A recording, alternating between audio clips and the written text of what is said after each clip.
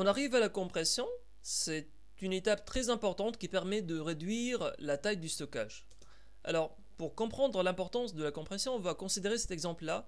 On a 90 minutes, c'est une vidéo d'1h30, où chaque image elle est à 25, où chaque seconde elle est à 25, elle contient 25 images, 25 frames. Et là, c'est la taille, qui est une taille très classique d'une vidéo, à 580 presque sur 720. Et chaque pixel, donc pour chaque image, on va avoir des pixels. Chaque pixel, il va être en couleur, en RGB. Et donc ça va être à 24 bits, ce qui est l'équivalent d'avoir 8 plus 8 plus 8 bits, ça fait le RGB. Donc la multiplication de ces éléments-là, elle va donner 168 gigaoctets. Là c'est en B majuscule, c'est en bytes. C'est équivalent d'avoir c'est en gigaoctets, donc ça fait 168. Alors, au lieu d'utiliser 36 DVD, on va appliquer l'algorithme MPEG pour avoir tout simplement un DVD presque d'une qualité égale. Donc là, c'est du brut, et là, c'est du compressé. Et on va avoir une qualité qui est visuellement égale. On va tout simplement exploiter des informations qui sont relatives au système visuel humain. On va truquer un peu les images pour réduire un peu la taille des informations pour avoir la compression. Alors, il y a plusieurs idées pour faire la compression. Une des idées, c'est par exemple d'utiliser des fonctions.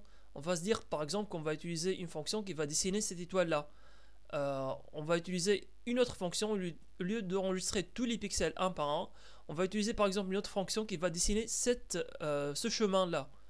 Et ça peut être une idée originale d'utiliser des fonctions du genre f de x, y qui vont dessiner au lieu d'enregistrer les pixels.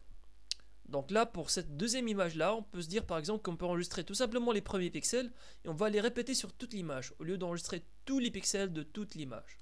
Alors là, au lieu de générer tous les pixels, on peut se dire qu'on a une seule intensité et qu'on va répéter sur toute l'image selon la taille qu'on connaît. Par exemple, là on connaît le width et on connaît le height et on connaît l'intensité qu'on va répéter sur toute l'image. Donc ça, c'est des représentations, disons, mathématiques qui sont des représentations plutôt vectorielles qui obéissent à certaines fonctions qui vont gérer la répartition des couleurs sur l'image. Il y a une exploitation potentielle des images vectorielles. Ce sont des images, l'avantage, ce sont des images qui peuvent être très très grandes, on ne peut pas perdre la qualité, mais si jamais les fonctions se multiplient afin de générer beaucoup de tonalités, alors là ça peut devenir inversement et ça peut être beaucoup plus lourd s'il y a beaucoup de variations dans l'image. Alors on parle donc d'images vectorielles, alors que de façon différente, on a les images qui sont matricielles, qui sont à base de pixels. Alors, on arrive à un algorithme, un premier algorithme qui s'appelle un algorithme sans perte. Il n'y a pas vraiment de perte d'informations, mais on arrive à faire de la compression. L'idée, c'est très simple, ça s'appelle le RLC, le Run Length Coding, RLC. C'est un algorithme qui est très efficace avec les images binaires. Alors là, on a une image binaire qui est à 256 pixels par 256 pixels. Sur cette image-là, on a du blanc. Là, c'est du blanc. Et là, c'est du noir. Et l'idée, c'est qu'on va faire un balayage, un scanline, une ligne de scan. Et on va tout simplement compter combien de pixels on a. Donc là, on a 256. On va se concentrer par exemple sur le blanc. Donc dans l'RLC, on va se concentrer sur une tonalité. On va se dire que on va se concentrer sur le blanc. Donc c'est une supposition qu'on peut faire. On peut se concentrer sur n'importe quelle tonalité. Alors là, on va se dire le blanc puisqu'on est dans une image par exemple binaire, noir et blanc. Et on va écrire 256 parce que tout simplement le run length, le parcours de toute la ligne, ça donne 256 valeurs blanches. Après, dans la deuxième valeur, si on arrive à cette ligne-là, on va se dire par exemple qu'on a 20 pixels qui sont blancs. Ensuite, on va mettre par exemple un séparateur, ça peut être par exemple une virgule ou bien un par virgule. Disons là une virgule. Le point virgule, on va le garder pour indiquer la fin. Et on va dire maintenant, après on va avoir par exemple 50 pixels, là on a 20.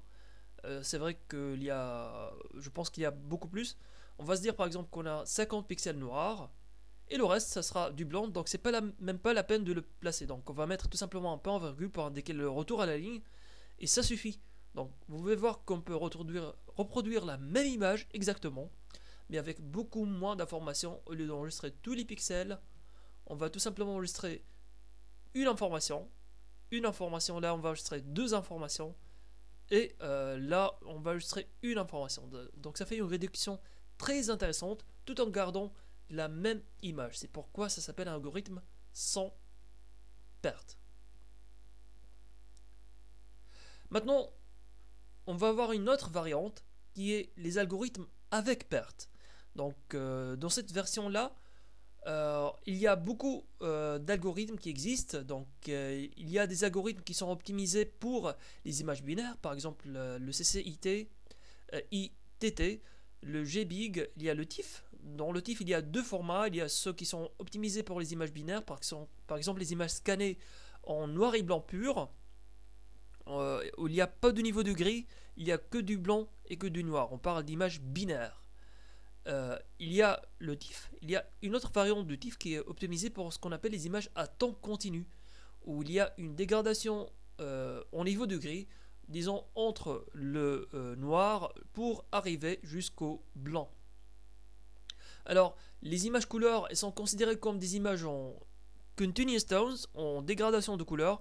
Il y a des algorithmes là qui sont appliqués, par exemple le JPEG, le JPEG LS, le JPEG 2000, ce sont des variantes de l'algorithme JPEG qui est optimisé pour la compression des images et qui prend en considération le système visuel humain, comment il fonctionne. Il y a aussi des représentations, là le bitmap c'est ce qu'on appelle le format brut, où il n'y a pas de compression. Il y a les GIFs ou bien les GIFs, les PDF, les PNG, ce sont des formats plus ou moins optimisés, là pour le web, ainsi de suite. On va revenir. Maintenant sur les vidéos, il y a les familles des MPEG, de 1 jusqu'à arriver à 4. Et là on parle de MP4, le fameux MP4 qui est utilisé pour la diffusion, par exemple sur YouTube, pour les vidéos.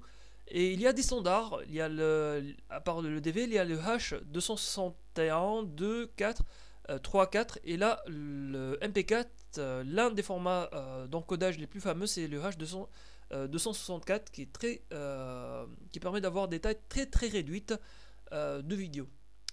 Il y a pour les DVD, on a passé sur différents standards, on arrive à MP4, mais il y a aussi d'autres formats qui sont propriétaires par exemple à la communauté Linux, d'autres qui sont propriétaires au Macintosh, mais au fil du temps on commence à converger. Presque tous les formats, ils sont maintenant lisibles dans toutes les machines. Peu importe si on travaille en Linux, en Windows ou en Mac, on peut lire du AVS, du HDV, du MJPEG, du QuickTime ou bien du VC1 ou bien du Windows Media Video qui est abrévié à WMV. Voilà, donc on va poursuivre dans la suite et on va découvrir c'est quoi les éléments clés qui composent tout algorithme de compression et notamment l'algorithme JPEG.